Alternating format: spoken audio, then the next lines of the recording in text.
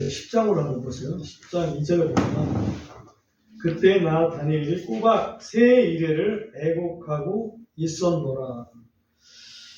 네, 세 이레 다니엘 금식이라는 게 소위 어떻게 금식을 했냐면 3절에 보면 꼬박 세 이레를 채우기까지 내가 좋은 빵을 먹지 아니하고, 그러니까 좋은 빵은 보통은 누룩이 들어있는 빵을 좋은 빵이라고 볼 수 있어요. 그러니까 누룩 없는 아주 딱딱한 빵, 무교병을 먹었다 이거지. 그 다음에 내 입에 고기와 포도 음료를 대지 아니하였으며, 고기도 먹지 않고 포도 음료, 보통 포도주죠. 포도주도 마시지 않고 내 몸에 기름을 전혀 바르지 아니하였느라. 이스라엘 사람들은 목욕을 한 다음에 몸에 기름을 발랐던 것 같아요. 우리들은 바디 로션 바르시는 분들도 있겠죠. 향수까지 바르시는 분도 있을 겁니다. 아무튼 그런 일들 하지 않았다. 외적으로는 전혀 꾸미지 않았다. 내적으로 오직 하나님 앞에 온 마음을 바쳐서 3주를 지냈다. 이걸 소위 다니엘 금식이라고 합니다. 그러니까 다니엘 금식한다 이 사람들은 실제 금식은 아니고 뭐라고 할까요? 좀 기름진 음식은 안 먹는 다이어트 음식 거의 뭐 그런 정도 아닌가 싶어요. 그래서 21일 동안 금식했다, 다니엘처럼 금식했다 그러면 금식한 게 아니구나 이렇게 이해를 하면 돼요.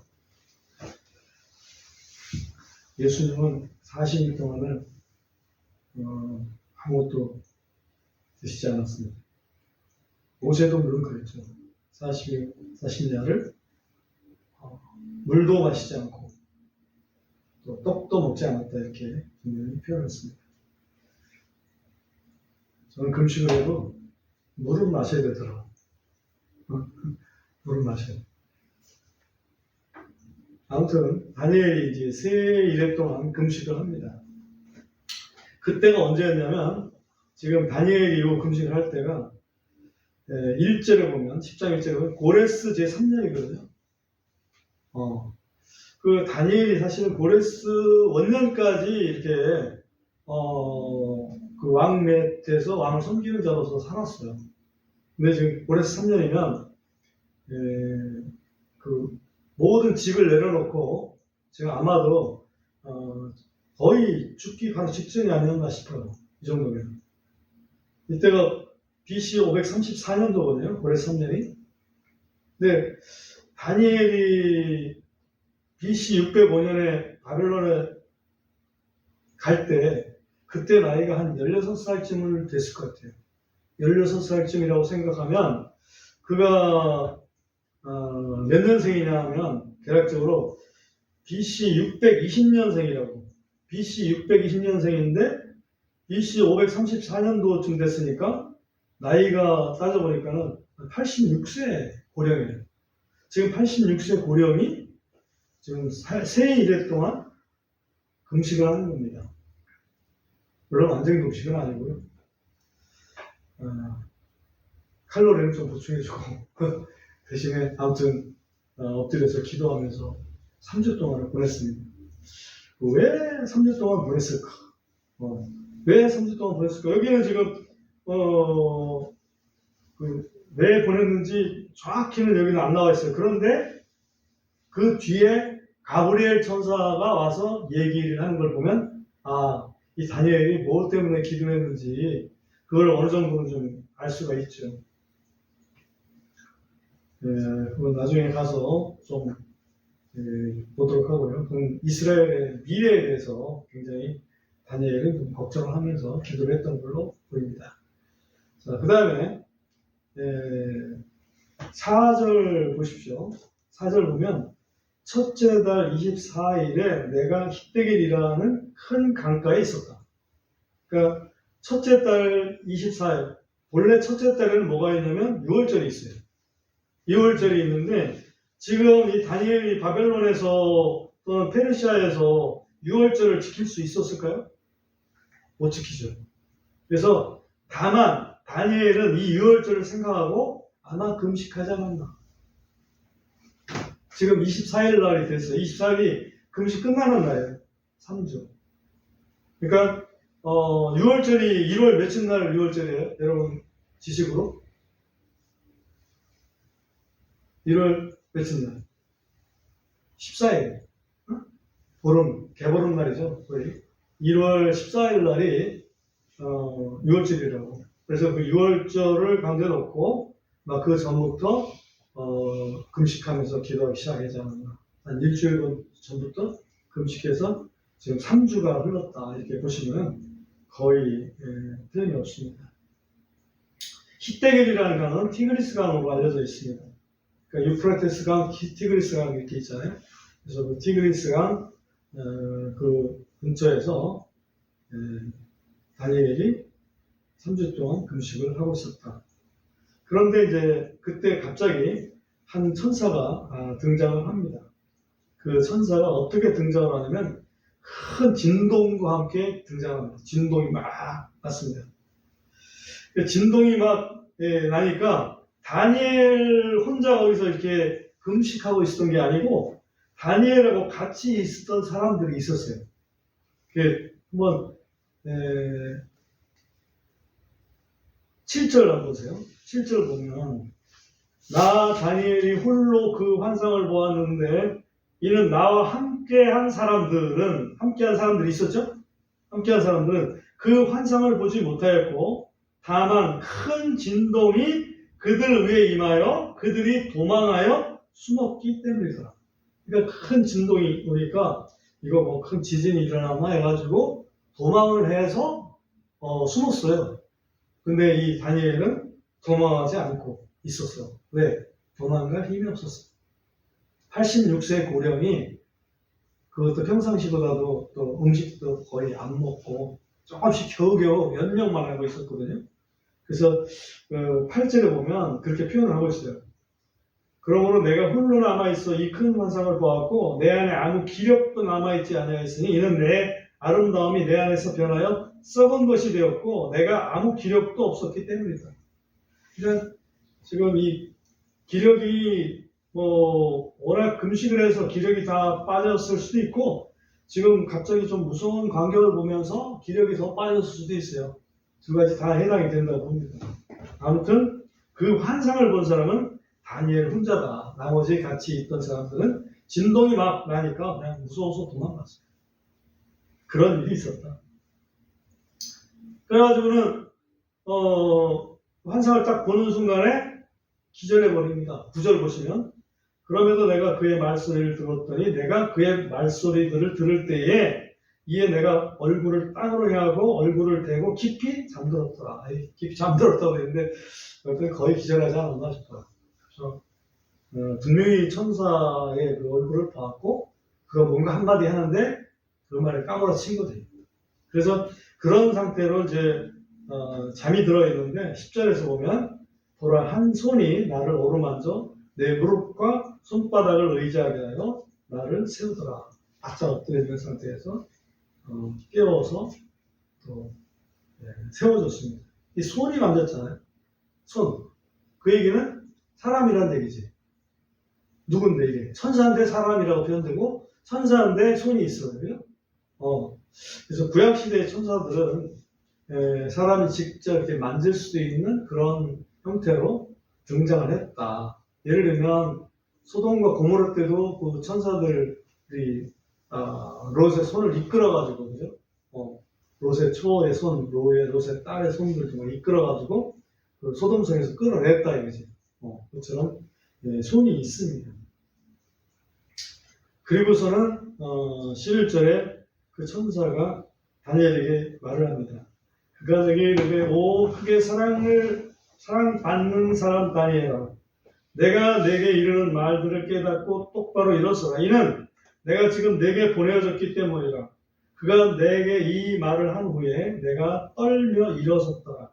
그때 그가 내게 이르되 다니엘아 두려워하지 말라. 이는 내가 내 마음을 정하여 깨닫고자 하였고 내 하나님 앞에 너 자신을 징계하기로 정한 첫날부터 여기 자신을 징계했잖아요. 징계의 모습이 뭐로 나타났습니까? 혹시? 여러분 다니엘이 뭘 했어요 지금? 금식했죠. 자기 자신을 징계하는 방법은 금식하는 겁니다. 여러분도 내가 뭔가 잘못한 것 같다. 내가 스스로를 내가 징계해야 되겠다.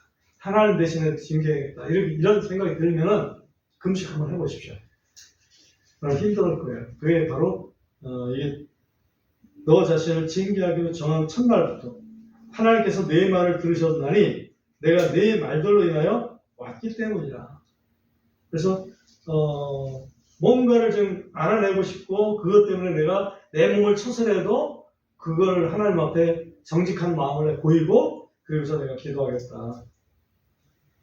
그 첫날 이미 하나님께서는 그 말 들으시고 너 가라. 가서 내 얘기 전해라. 가브리엘 천사한테 그렇게 얘기했던 거예요. 그런데 그가 오지 못했어요.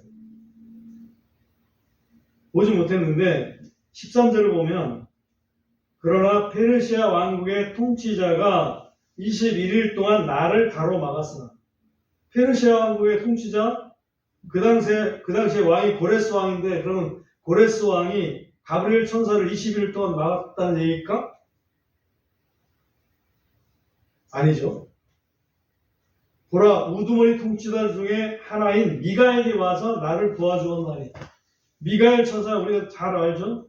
미가엘이 와서 나를 도와줬다고 그랬는데 그러면 여기서 통치자라고 하는 것은 그 페르시아 왕국의 통치자가 아니라 페르시아 왕국을 담당하고 있는 천사임을 알 수 있어요. 그죠? 페르시아 왕국을 담당하고 있는 그 천사가 그 다니엘한테 가는 거를 이렇게 21일 동안 막았다 이거지. 그래서 못 가고 있다가 미가엘이 와서 나를 도와줘가지고 다시 말하면 그 방해하는 페르시아 왕국 담당 천사를 막아줘서 겨우 너한테 지금 왔다 그 얘기죠. 내가 거기서 페르시아 왕들과 함께 머물렀느니라. 21일 동안 거기 페르시아 왕들과 이 왕들은 바로 페르시아 왕국의 통치자격인 천사들, 담당 천사들을 얘기하는 거예요. 그래서 우리가 이거를 문자에 통치자 아니냐, 왕들 아니냐 이렇게 딴지를 걸릴 수는 있어요. 그러나 미가엘을 보고 이스라엘 왕이냐라고 이렇게 반문을 하면 대답 못 하겠죠? 그와 같이 미가엘 같은 존재, 지금 가브리엘 같은 존재, 이거를 여기서는 왕국의 통치자 또는 그 왕국의 왕들 이렇게 표현을 하고 있다는 것을 여러분 이참에 꼭 기억해 주시기 바랍니다. 그러면서 그 주제는 뭐냐면 14절에 보면 이제 내가 너로 하여금 마지막 날들에 내 백성에게 일어날 일들을 깨닫게 하고자 왔나니 라고 되어 있어요. 그래서 다니엘이 바로 이걸 위해서 기도하지 않았냐. 마지막 날들에 우리 이스라엘은 약속의 백성 우리 이스라엘은 어떻게 될 것 같습니까? 어떻게 됩니까? 라고 간절히 기도했던 것을 알 수 있어요. 그 전에는 70년에 대해서 기도했던 것도 기억나죠? 이거는 이제 그거와 상관없이 이스라엘의 마지막이 어떨 거냐 그거에 대해서 간절히 기도했었다 하는 걸 알 수가 있습니다. 그 다음에 우리가 좀 알 수 있는 것은 그 천사가 다니엘을 여러 번 만집니다. 적어도 이 10장에는 3차례 천사가 다니엘을 만져요. 한 번은 이게 지금 기절했기 때문에 깨웠죠. 두 번은 16절에서 한 번 나오는데요. 16절에서 만지는데 왜 만지냐? 15절을 봐야 돼요. 15절 보면 그가 이런 말들을 내게 말해 주었을 때 내가 땅을 향해 내 얼굴을 고정하였고 내가 말 못하는 자가 되었더라. 말을 막 들었어요. 근데 내가 갑자기 벙어리가 딱 된 거예요. 아무 말도 못하겠는 거야. 아무 말도. 그랬더니 이 천사가 나를 하나 만져. 어디 만질까요? 입술을 만지겠죠. 그래서 16절에 보면 또 보라 사람들의 아들들과 모습이 비슷한 이가 내 입술을 만지니 그죠? 입술을 만지니 그때 내가 내 입을 열어 내 앞에 서 있는 그에게 말하여 이르되 오 내 주여 그 환상으로 말미암아 내 슬픔이 내 위로 돌아왔고 나는 아무 기력도 없었나이다. 그러면서 갑자기 벙어리 됐다가 다시 말을 하기 시작합니다. 그래서 또 한 번 또 만집니다. 한 번은 우리가 이제 엎드려 있는데 손으로 이제 그 한마디로 좀 머리나 이런 등이나 좀 만졌겠죠. 두 번째는 이제 입술을 만졌는데 세 번째는 어디를 만지냐? 18절에 보면 그때 사람의 모양 같은 이가 다시 와서 내게 손을 대며 나를 강건하게 하고, 그러니까 나한테 손을 대면서 나를 강건하게 했다는 얘기는 어딘가를 만졌는데 아주 좀 힘내라 이렇게 했던 것 같아요. 어디 만졌을까? 손을 만져줬을까? 힘내. 무릎을 만져줬을까? 하여튼 어디를 만졌는지 모르지만 나를 만졌어요. 다니엘을 만졌습니다. 그리고 강건하라 라고 이렇게 한마디로 축복을 했죠. 그리고서는 두려워하지 마라. 19절 보시면 오 크게 사랑받는 사람아 두려워 말라. 내게 평강이 있을지어다. 참으로 마음을 강하게 하고 참으로 마음을 강하게 할지어다 하더라. 그가 내게 말했을 때에 내가 강하게 되어 이르기를 주께서 나를 강하게 하셨사오니 내 주는 말씀하소서. 이제는 들을 준비가 됐습니다. 라고 이야기를 하는 거죠. 그 다음부터 이제 이 가브리엘 천사가 다니엘한테 말세의 그 진리를 보여준 겁니다. 그래서 그게 오늘 아까 11장 2절에서 우리가 읽었던 그 부분이에요. 11장 2절에 보면 이제 내가 진리를 내게 보여주리라 라고 되어 있죠. 진리를 내게 보여주리라 하면서 쭉 설명이 나옵니다.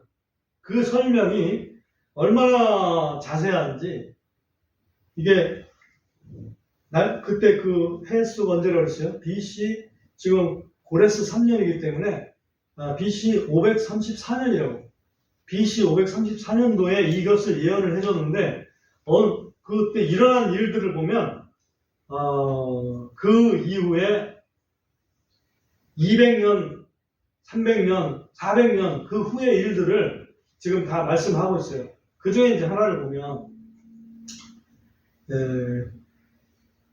BC 486년도에 일어난 일이 얘기를 합니다. 그게 바로 11장 2절에 보면 이제 내가 진리를 내게 보여주리라. 보라 페르시아에 또 새 왕이 일어날 것이고, 이것은 고레스 왕 이후에 새 왕이 일어납니다. 2대, 3대, 4대 왕이 일어나요. 그리고 넷째는, 그리고 이제 그 이후에 새 왕이 지난 다음에 넷째 왕, 다시 말하면 페르시아 5대 왕을 얘기하는 거예요. 이때는 그들 모두보다 훨씬 부요하리라. 그가 자기 재물을 통해 자기 힘으로 모든 사람을 선동하여 그리스의 영토를 치리라. 그리스 영토를 공격할 그 왕이 하나 일어나는데 그 왕이 누구냐? 역사적으로 본다면 아하수에로 왕이에요. 근데 아하수에로 왕이 언제 왕위에 오르냐면 BC 486년도에 오른다고. 그러니까 BC 534년도에 이 예언을 해줬는데 486년도에 왕위에 오를 일을 여기서 얘기를 먼저 합니다. 그러면은 약 한 50년 후의 일을 일단 얘기한 거죠. 50년 후에. 네. 그 다음에 두 번째는 또 몇 년도에 일어나냐면 4절에 보면 3절에 보면 또 강력한 한 왕이 일어나 그 통치권을 가지고 다스리며 자기 뜻대로 행하리라. 여기 보면 그 이후에 한 강력한 왕이 하나 일어난다고 그러는데 이것은 역사적으로 쭉 살펴보면 대비를 해보면 알렉산더를 얘기하는 거예요. 알렉산더 대왕이 언제 왕위에 들어가냐면 BC 336년에 왕위에 올라요. 그러면 그로부터도 몇 년 후에 일어난 겁니까? 534년도에 했던 게 336년이면 거의 한 200년 후에 일이 여기 3절에 나온다고. 예언받은 200년 후에 알렉산더 왕이 일어날 것을 얘기합니다. 그 다음에 또 알렉산더가 죽고 그 부하들이 그 헬라 왕국을 나누어 갖는 것을 4절에서 또 얘기합니다. 4절 보면 그가 일어설 때 그의 왕국은 깨어져서 하늘의 네 바람을 향해 나누어지겠고 네 바람 동서남북으로 나누어진다고요. 동쪽 왕국, 북쪽 왕국, 서쪽 왕국, 남쪽 왕국. 그 중에 사실은 제일 힘있게 남은 건 북쪽 왕국하고 남쪽 왕국이었어요. 그 왕국이 그 후손에게 돌아가지도 아니하고, 이 말은 지난번에도 봤지만 알렉산더가 죽을 때가 33살밖에 안 됐어요. 근데 그때 아들 하나 있었다고. 겨우 아들 하나 낳았어. 겨우 낳는데 죽었어. 그러니 그 후손에게 돌아갈 수가 없어요. 그가 다시 다스리던 통치권대로도 되지 아니하리라. 이는 그의 왕국이 뽑혀서 그들이 아닌 다른 사람들의 것이 될 것이기 때문이라. 이래서 그때 그 4개의 나라로 분리될 것을 미리 말씀하십니다. 이때는 BC 323년도에 일어난 일인데,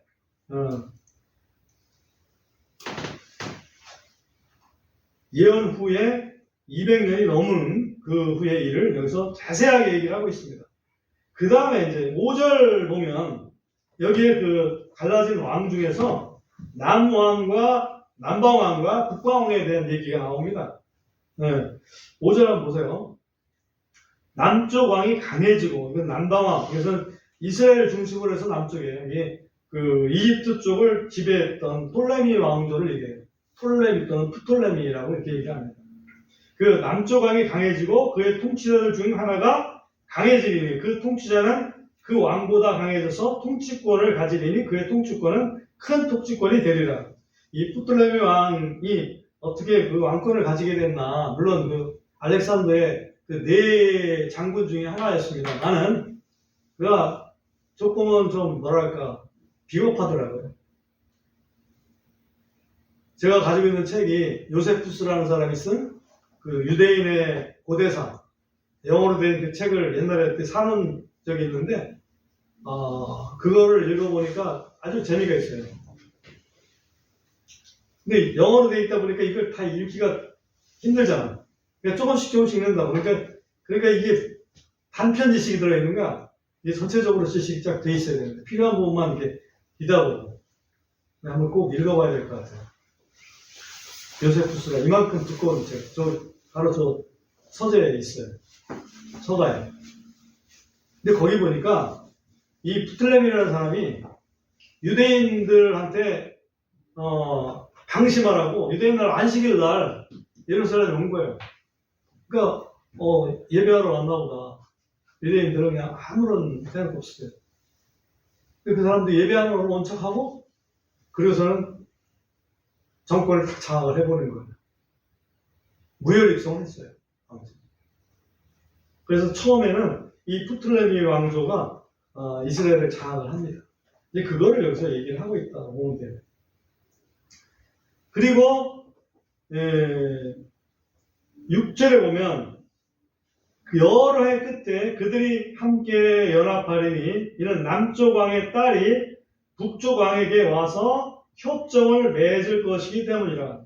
이 남쪽 왕은 이집트를 다스리는 프톨레미 왕조를 얘기하는 거고, 북쪽 왕은 그 위에 그 시리아 쪽을 다스리는 셀루쿠스 왕조를 얘기하는 거예요. 이해가 되죠? 지난번에도 여러 번 얘기했기 때문에 이해가 될 겁니다. 그런데 그 남방 왕의 공주가 버니게라고 하는 공주인데, 이 공주가 정략 결혼 차원에서 북방왕 셀루쿠스하고 이렇게 결혼을 하게 됩니다. 그래서 나름대로는 남방왕이 좀 전략을 썼어요. 이렇게 하면 우리의 세력이 실질적으로는 더 커지게 되는 거다. 그런데 6절에 보면 그러나 그녀가 팔의 권세를 유지하지 못하고 그 왕도 서지 못하며 그의 팔도 서지 못할 것이며 오히려 그녀와 그녀를 데리고 온 자들과 그녀를 낳은 자와 그때 그녀를 강하게 한 자가 버림을 받습니다. 실질적으로는 그들의 정략경을 실패하고 그 이후에 사실은 셀류코스의 어떤 힘이 더 세지게 됩니다. 세지게 돼요. 이때 일이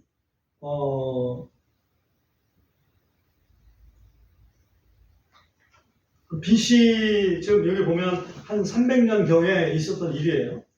BC 300년경. 그리고 나서 그 다음에 이제 11장의 17절에 가보면 11장의 17절로 쭉 떼어나갑니다. 10절에 쭉 떼어나가면은 그가 또한 자기 얼굴을 세우고 자기의 온 왕국의 힘을 가지고 들어가서 자기와 함께한 곧바른 자들도 들어가리니 그가 이같이 행하리라. 그가 여자들의 딸을 더럽게 하여 그녀를 그에게 주리라. 그러나 그녀가 그의 편에 서지 아니하고 그를 위하지도 아니하리라. 요 말만 보면 무슨 얘기예요? 라고 이렇게 할 수 있습니다.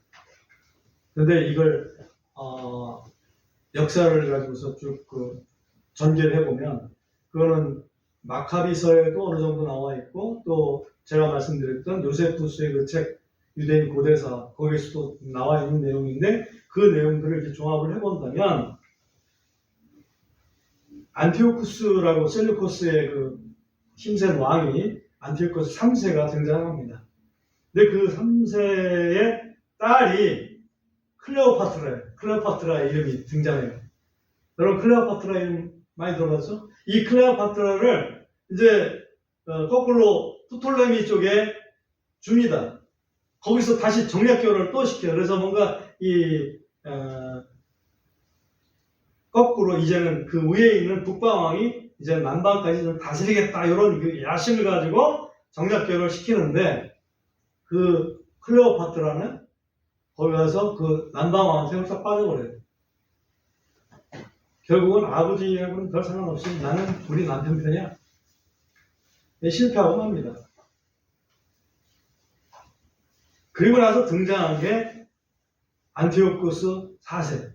그게 지난번에 얘기했던 예루살렘 성전에 아주 그냥 제우스 신상을 세워놓고 또 돼지피로 이렇게 제사를 드렸던 아주 나쁜 놈이 등장하는데 이게 안티오쿠스 에피파네스라고 하는 사람입니다. 이게 11장 21절에 가보면 11장 21절에 보면 또 그의 지위에 한 비열한 인물이 오를 것입니다. 이 비열한 인물 또는 사악한 인물이라고 볼 수 있는데 이 인물은 바로 안티오쿠스 에피파네스 얘기예요. 이때가 BC 168년도에 일어난 일이에요. 그러면 BC 168년도에 일어난 일이면은 몇 년 후의 일인 거야? 500 몇 년에서 168년이면 300년 후죠? 300년도 더 오죠. 350년? 그 정도 후의 일을 여기서 또 얘기하고 있습니다. 사실 350년은 예언해서 아무것도 아니죠. 실제로는 6000년 후의 일도 예언했으니까. 어디서? 6000년 후의 일을 예언한 건 언제일까요? 에덴 동산에서. 자, 우리가 21절 한번 보십시오. 또 그의 지위에 한 비열한 인물이 오를 것이니 그들이 그 왕국의 존귀를 그에게 주지 아니하리라. 그러나 그가 평안하게 들어와서 아첨하는 말들로 그 왕국을 획득할 것이다. 그래서 처음에는 이 안티오쿠스 에피파네스가 어떻게 이스라엘 사람들에게 잘해준다고 생각하는 거야. 근데 그 다음에 그를 성전 제단을 완전히 더럽히고 그리고 제사를 하나님 앞에 드리는 제사를 다 끊고 그런 일을 행하게 되죠.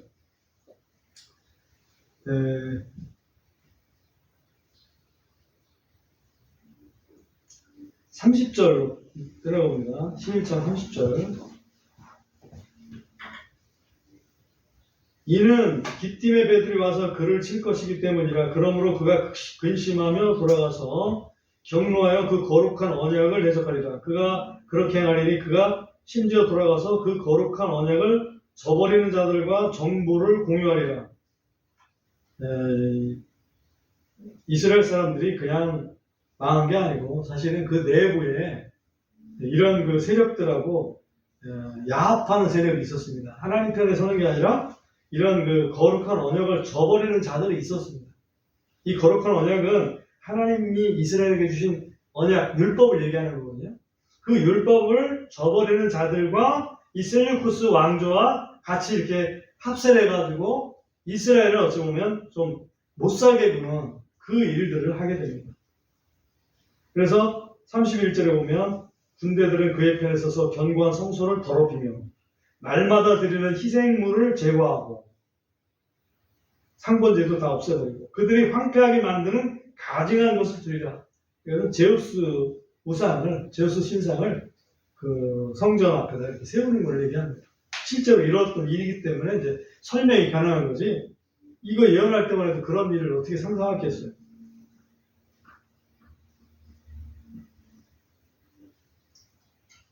그러나 32절에 보면 반전이 하나 일어나는데 또 그가 그 언약을 대적하고자 사악하게 행하는 그런 자들을 그가 아첨하는 말들로 부패시키리라. 그러나가 굉장히 중요한데요. 자기 하나님을 아는 백성은 강하겠고 공적을 세우리라. 그러면 누군가는 하나님 편에 서서 가서 다시 이스라엘의 명예를 위해서, 하나님의 이름의 명예를 위해서 분열이 일어날 것이다. 이게 소위 마카비 왕조를 일으켰던 그 첫 번째 사람 마따디아라고 하는 사람이에요. 마따디아라는 사람이고 그 뒤를 이어서 유다 마카비라는 사람이 이제 실질적으로는 이제 혁명을 일으켜가지고 에피파네스를 대적하죠. 그래서 제사를 다시 회복시키는 일을 3년 만에 해치웁니다. 그때가 165년이거든요. 그럼 BC 165년에 일어난 일도 여기서 예언을 하고 있다. 그 이후에는 사실은 그것은 그 당시에 일어났던 일로 보기에는 좀 어려운 부분이 있어요. 그래서 그거는 마지막 시대, 적그리스도가 나타난 그 시대에 일어날 일들로 해석하는 게 맞기 때문에 오늘은 여기까지만 본다고. 여기까지만.